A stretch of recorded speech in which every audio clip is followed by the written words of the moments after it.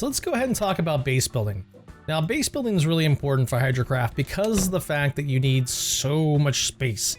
Now, you really don't need as much space as you see here. I kind of went a little hog wild with it, but I would really highly suggest having an area that you can then accommodate yourself to be able to go through this in a way that's not going to drive you completely insane. Like, I've had some smaller bases where I did all the Hydrocraft stuff in, and it just drove me nuts with just how claustrophobic everything felt, and everything was really close together. It was very hard to pick items off the floor and all that good stuff. So having a nice bit of real estate to be able to build your base is going to be extremely important. The other thing I would suggest too is if you're going to do any farming grinding, which you should, you need to get to at least farming 10 to be able to build all these beautiful pots that make farming trivial. I would highly suggest making sure that the farming grinding is in a different place. Like, this base is maybe 3 times as big as it should be, and most of that is because of the fact that I still have my farming area, or the area that I grinded farming here. Not to mention everything's all pockmarked and forcing me to want to put gravel down and sand down to make it actually look decent, but I can't be bothered. I'm not a creative guy. I build for functionality. But anyways, so yeah, have a really nice big area so that you can you can build all of your workshops, as well as having all the Hydrocraft related stuff there too. Another thing I noticed in my last playthrough, and I had never done this before, and the reason why I'm surprised by this is because the fact that almost everyone builds their bases either on the second floor of a building or is elevated in some way. Now, it makes sense, right? Because zombies can't go up rope ladders, but they can pull them down now. And that was the reason why I built this base in the way that I did, where there are doors separating the inside and the outside rather than doing the whole rope ladder thing all the way around. Now, what I also noticed from this, which was really surprising, was that the zombies actually go for the doors. They don't go for the walls. I mean, they may if you're making a ton of noise on the inside of it, but most of the zombies that have attacked me have gone for the doors instead of the walls. Now, that was always a huge issue. It looks like someone has an alarm. Yeah, sorry. So yeah, having the doors here made it so the zombies went after the doors instead of going after the walls. So the biggest issue that I had with a lot of my larger bases that I did the whole elevated thing, where I do like 2 floors and then rope ladders all over the place. I mean, the rope ladders look terrible, for one, and 2, like, the zombies don't actually attack the walls anymore. They go right for the doors, making it so that maintenance of your base is a lot easier, and you don't have to do what I did with these towers, where, like, I made these towers so that I can see if any zombies are attacking the walls. The other thing to take notice too is if your base is getting too big, you got to realize that you may be too far away to hear a zombie smashing on something. So really kind of, like I said, this base is 3 times bigger than it needs to be. If it was a lot smaller, I wouldn't have to have these towers or anything of this sort so that I can see if a zombie is attacking the base. I could probably just hear the banging and then go, okay, I've got to go and take care of that zombie that's banging on my wall. And because of the doors, they only bang on the doors. So it makes it so much easier. And I don't know if that was just coincidence, but I've always had to deal with zombies just randomly knocking on walls, and then I have to repair them, and it was such a pain. In this playthrough, I haven't had to deal with that at all. I haven't even had to replace a door yet. I'll probably will, definitely on this side at some point. But yeah, it's made maintaining this base so much easier.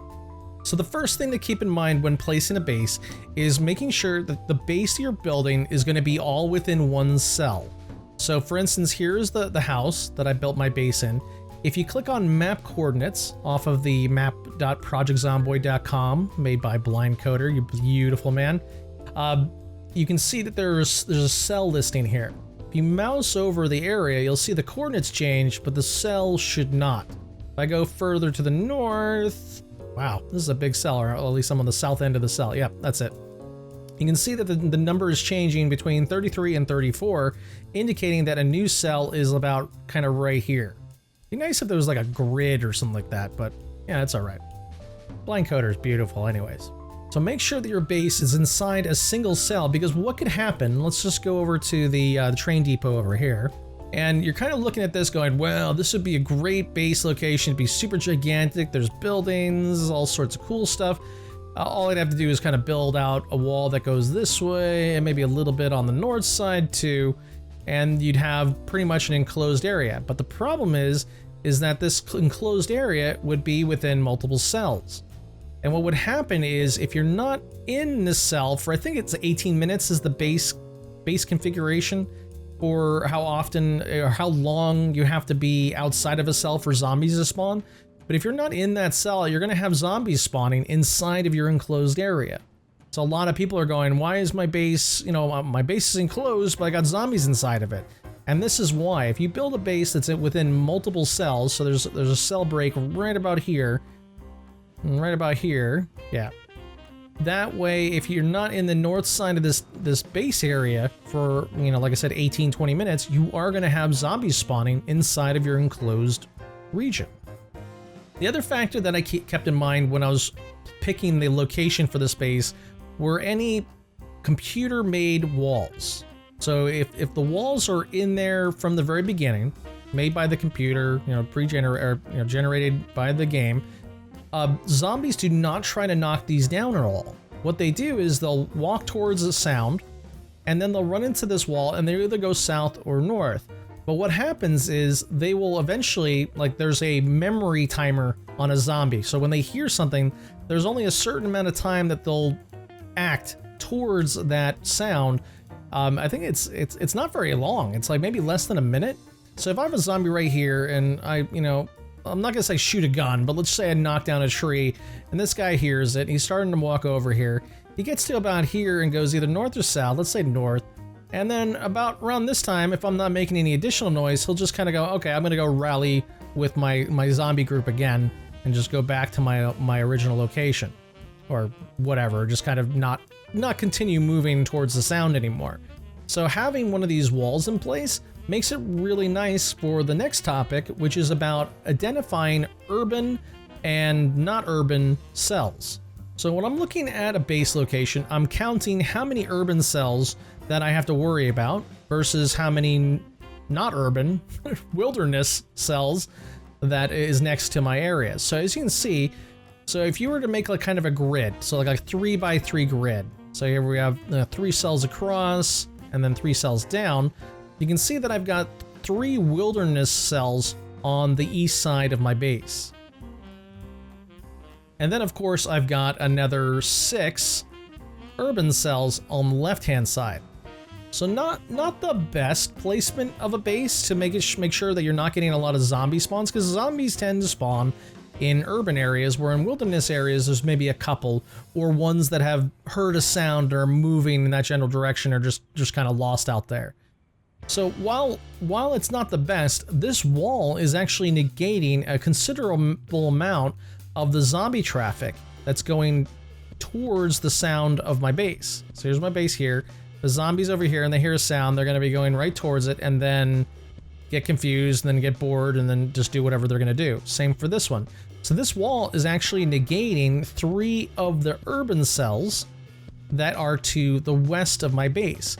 The only 2 urban cells that I have to worry about now is the one to the south and the one to the north, making it so that I rarely get any zombies to my base, which has been the case so far with this playthrough. I maybe get maybe 5 to 10 zombies every week or month. Like I'm rarely attacked in this location. Now obviously multiplayer is a whole different bag of cats, but in single player, if you're thinking about making a base, this is a pretty nice location for it. Now the other thing you can look for, if you're kind of want to go the more traditional route where you find a building and then build on top of it, is you want to look for these buildings that have a completely flat top to it. This will make it so that you only have to build some stairs up to the top, then maybe do some rope ladders and then destroy the stairs after the fact. Another great way of doing it is if you find a nice big 2-story house, you can then easily just knock out the stairs and you've got kind of a nice area on the top to be able to make at least your preliminary base. So really look out for, any building that has kind of a flat top to it. But really make sure that if you're going to build something like that, make sure that there's a base or a building nearby that allows you to kind of escape. So if you get completely entrenched, so like a good example would be kind of like over here, You can kind of make a sky bridge that goes across, and then you can have some escape routes over here. Maybe you can actually keep your stairs there so that you can just walk across and then walk down, because all the zombies are like, hey, there's someone over here, and they're not even going to realize that they can get through there. The last thing to keep in mind when you're trying to come up with a base is you really want to pick a base that's got a computer-generated house in it. Now, the reason for that is once you start building, start using generators or maybe a solar generator, you're going to want to have a building to connect it to. Now, you can use generators. I mean, you can use generators and solar generators on a player-made building, but they're, instead of it just connecting and then the whole building, being powered, it acts as more of like a radius. So if you have got like the most important thing would be a fridge, obviously, because you can store and freeze all your food, but you'd have to have the generator really close to it. I don't know exactly what the radius is, but it's pretty close.